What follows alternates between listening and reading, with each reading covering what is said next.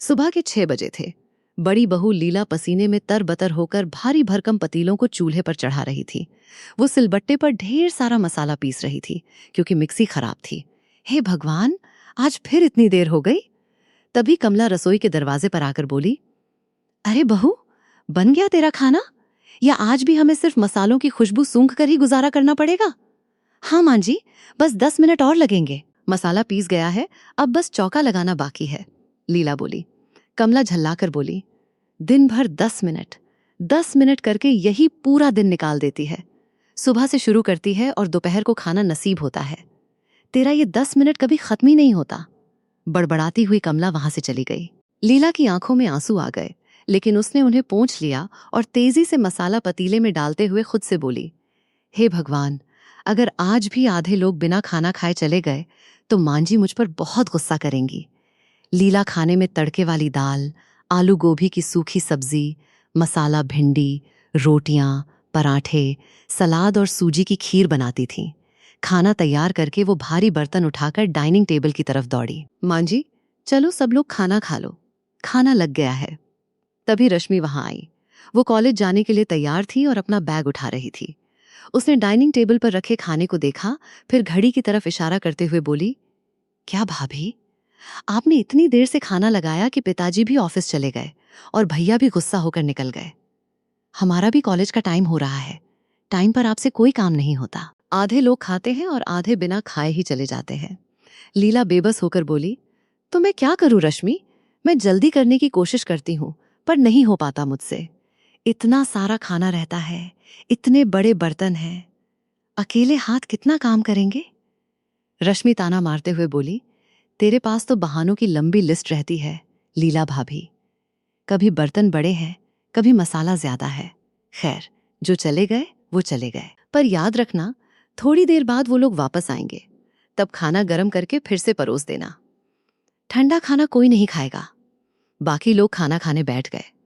खाना परोसते हुए लीला मन ही मन सोच रही थी, इतनी गर्मी में फिर से मुझे खाना गर्म करना पड़ेगा। मेरी ही गलती है, मुझे खाना थोड़ा पहले पका लेना चाहिए था।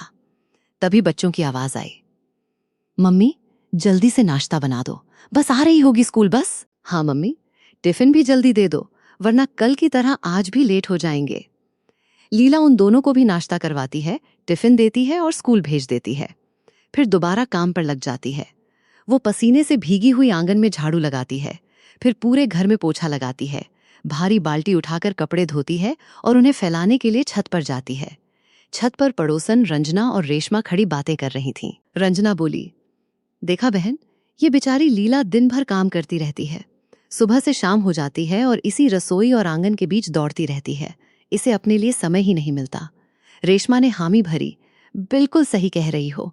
इतनी बड़ी जॉइंट फैमिली है, काम तो होगा ही, पर ये कुछ ज्यादा ही पिसती है। लीला नीचे आई और दोपहर का खाना गर्म करने लगी। थोड़ी देर बाद मोहन, विक्रम, अमन और बाकी सब लोग घर आ गए। सब डाइनिंग टेबल पर बैठ गए और लीला जल्दी जल्दी सबको खाना परोसने लगी। तभी मोहन बोले, अरे बहू, तूने सुबह खाना बहुत लेट कर दिया था। हम लोग बिना खाए ही निकल गए थे।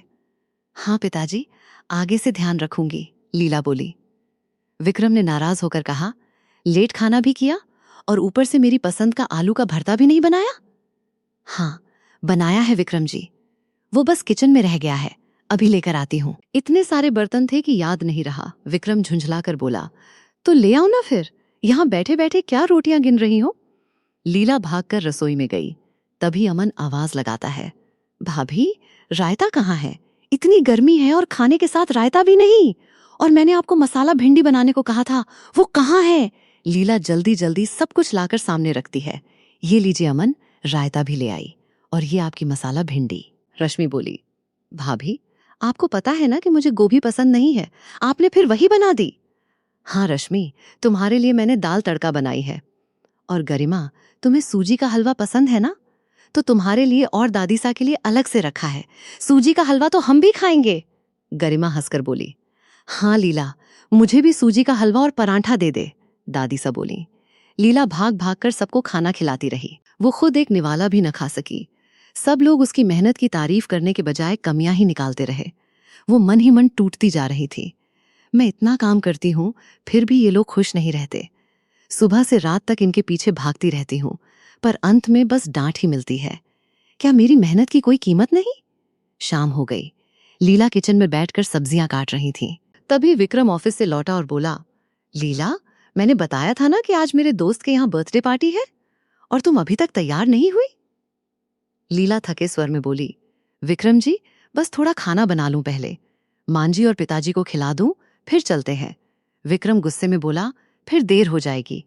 तुम 9 बजे जाकर वहां क्या करोगी? पार्टी तब तक खत्म होने लगेगी। रहने दो, तुमसे तो बात करना ही बेकार है। तुम कभी मेरे साथ समय पर जा ही नहीं सकती। वो पैर पटकते हुए वहां से चला गया। लीला की आंखों से आंसू गिरने लगे। समय ऐसे ही बीतता रहा। लीला, जो घर की बड़ी बहू थी, काम के बोझ तले दबी जा रही थी। उसे अपने लिए समय नहीं मिल रहा था, और वो अपने घर वालों को भी पूरी तरह खुश नहीं कर पा रही थी। एक दिन पंडित जी कमला के घर आए और लड़की का फोटो दिखाते हुए बोले, कमला जी, लड़की गांव की है, लेकिन बहुत होनहार है। उसका नाम रीना है। आप लोग खुद चलकर देख लीजिए, पहली नजर में ही पसंद आ जाएगी। बहुत सुलझी हुई लड़की है, अपने अमन के लिए बिल्कुल परफेक्ट रहेगी। कुछ दिनों बाद कमला का परिवार लड़की देखने रीना के घर पहुंचा।